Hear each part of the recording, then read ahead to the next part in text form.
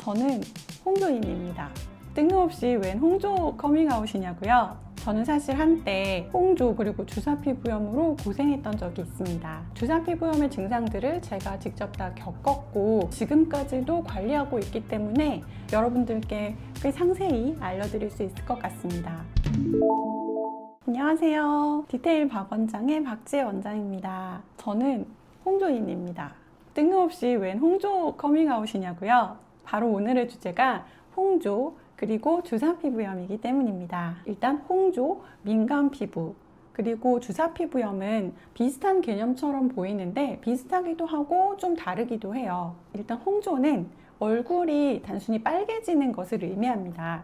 근데 얼굴이 안 빨개지는 분 있나요? 심한 운동을 하거나 격한 감정의 변화가 있거나 술을 한 방울만 마셔도 얼굴이 새빨개진다든가 이렇게 우리 모두는 다 얼굴이 빨개질 수 있지만 얼굴이 좀 남들보다 자주 빨개진다거나 아니면 빨개졌다가 다시 하얗게 돌아오는데 남들보다 시간이 훨씬 오래 걸린다거나 아니면 그냥 쭉 계속 빨개져 있다거나 이런 걸 병적인 카테고리의 홍조라고 하죠. 예를 들면 고무줄을 가지고 놀다 보면 처음에는 잘 늘어났다가 그 사이즈로 잘 줄어드는데 이걸 계속 반복하게 되면 나중에는 탄력을 잃어가지고 그냥 늘어진 상태가 되잖아요. 혈관도 그와 마찬가지입니다.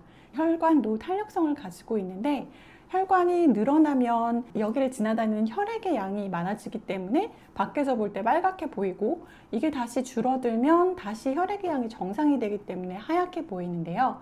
이렇게 늘었다 줄었다를 계속 반복하게 되면 나중엔 결국 그냥 늘어난 상태가 되고 그 상태가 피부 밖으로 보일 때는 계속 빨개져 있는 상태, 그리고 그게 거기서 더 늘어나면 밖에서 혈관이 보이는 정도가 되는 거죠. 저는 어렸을 때부터 수줍음이 엄청 많은 성격이었거든요. 그래서 누가 제 이름만 불러도 얼굴이 빨개졌었어요.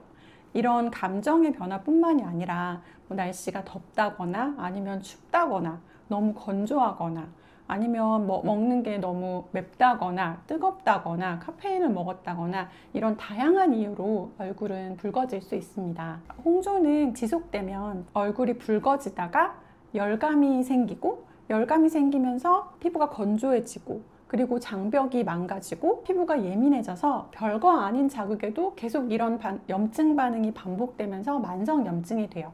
그게 주사피부염이거든요. 그리고 민감성 피부란 말은 질환명이 아니기 때문에 어떤 진단 기준이 있는 게 아니고요. 작은 자극에도 피부가 잘 염증을 일으키게 되는 상태, 그 상태를 민감성 피부라고 합니다. 피부과 전문이라면서 대체 왜 그렇게까지 피부를 망가뜨렸는지 궁금하시죠? 제가 일을 안 하고 있을 때였는데요. 그때 친구랑 짝짝꿍이 맞아가지고 골프에 맛을 들인 거예요. 근데 골프라는 게 야외에서, 그것도 여름철이었는데 땡볕에 한 5시간 정도를 라운딩을 하게 되잖아요.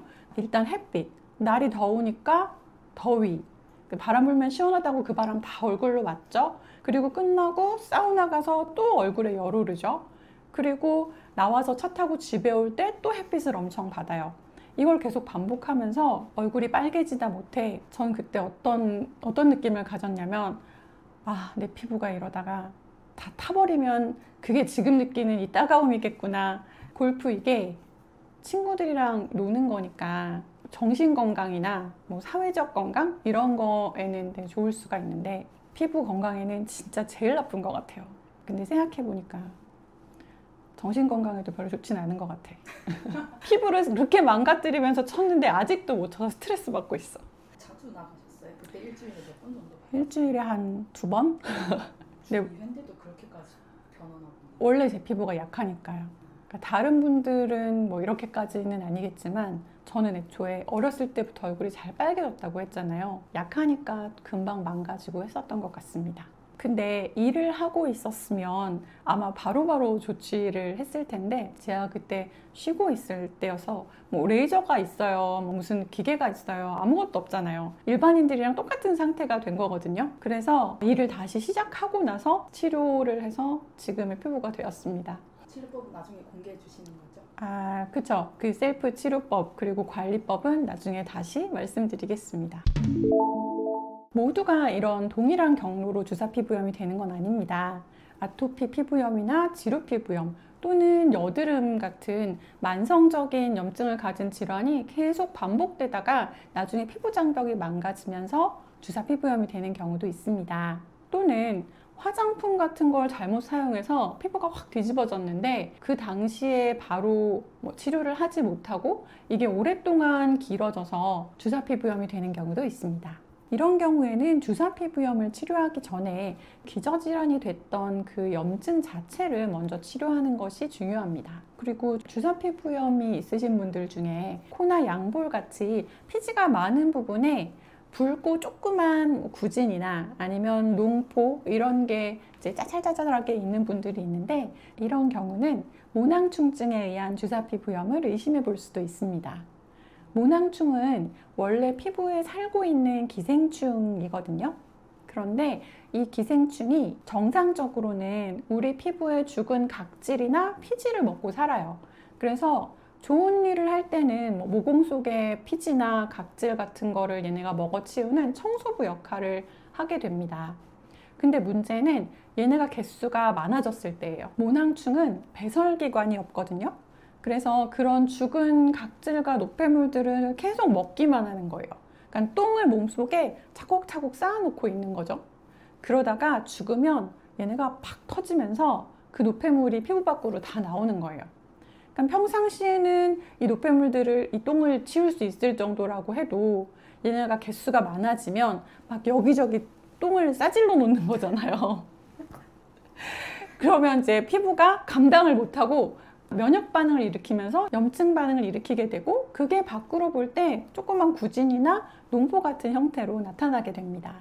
어쨌든 모낭충증은 약이 있어요. 좋은 약이 있기 때문에 모낭충증에 의한 주사피부염일 경우에는 치료약의 반응이 좋다면 치료가 좀 빨리 되기도 합니다. 지금까지 주사피부염의 큰 원인을 3가지 정도 알아봤습니다. 정리하면 첫 번째는 혈관의 반응 이상으로 빨개졌다 하얘졌다가를 반복하면서 생긴 홍조에 의해서 주사피부염이 생기는 경우, 이 경우는 신경계나 호르몬 이상 또는 유전적인 경향을 포함하는 원인입니다. 저처럼 주사피부염이 치료가 되더라도 어느 정도는 생활 습관으로 계속 조심을 해주셔야 합니다. 두 번째는 기저질환이 제대로 치료되지 않아서 만성염증으로 발전해서 생긴 주사피부염입니다. 이런 경우에는 기저질환을 먼저 치료해야 된다고 아까 말씀드렸죠. 그리고 세 번째는 모낭충증에 의한 주사피부염입니다.